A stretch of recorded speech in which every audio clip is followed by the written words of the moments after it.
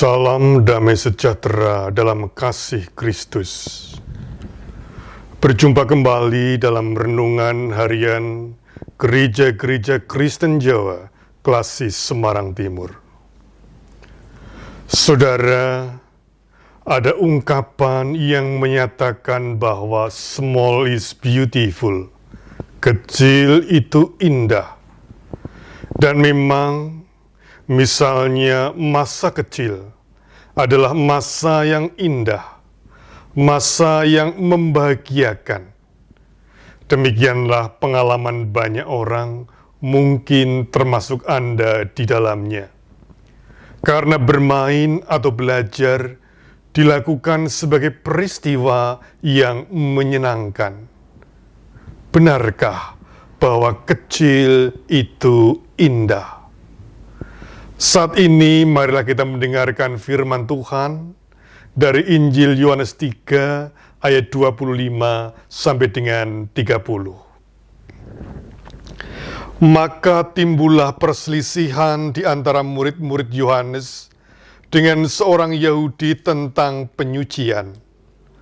Lalu mereka datang kepada Yohanes dan berkata kepadanya, "Rabi, orang yang bersama dengan engkau di seberang sungai Yordan, dan yang tentang dia engkau telah memberi kesaksian, dia membaptis juga dan semua orang pergi kepadanya." Jawab Yohanes, "Tidak ada seorang pun yang dapat mengambil sesuatu bagi dirinya sendiri, kalau tidak dikaruniakan kepadanya dari surga. Kamu sendiri dapat memberi kesaksian bahwa aku telah berkata, aku bukan Mesias, tetapi aku diutus untuk mendahuluinya. Yang empunya mempelai perempuan ialah mempelai laki-laki. Tetapi sahabat mempelai laki-laki yang berdiri dekat dia dan yang mendengarkannya sangat bersukacita mendengar suara mempelai laki-laki itu. Itulah sukacitaku, dan sekarang sukacitaku itu penuh. Ia harus semakin besar, tetapi aku harus makin kecil." Demikianlah sabda Tuhan. Saudara, persaingan dan rivalitas bukanlah hal aneh bagi kita. Kita bukan hanya bersaing untuk mendapatkan sekolah dan pekerjaan. Ternyata kita juga bersaing untuk berebut pengaruh, kekuasaan, dan kehormatan. Tidak jarang yang memenangkan persaingan itu adalah mereka yang kuat atau memiliki modal yang besar. Dan yang kalah adalah mereka yang lemah dan kurang dalam banyak hal. Orang Jawa mengatakan, asu gede menang kerai. Demikianlah hidup menjadi arena persaingan, terus-menerus sikut-sikutan, yang sangat menguras energi dan melelahkan. Ternyata menjadi pemenang dan menjadi besar tidak juga mengalami kesukacitaan. Hari ini kita mendengarkan kesaksian Injil Yohanes Pembaptis. Ia berkata, "Itulah sukacitaku, dan sekarang sukacitaku itu penuh. Ia harus makin besar, tetapi aku harus makin kecil."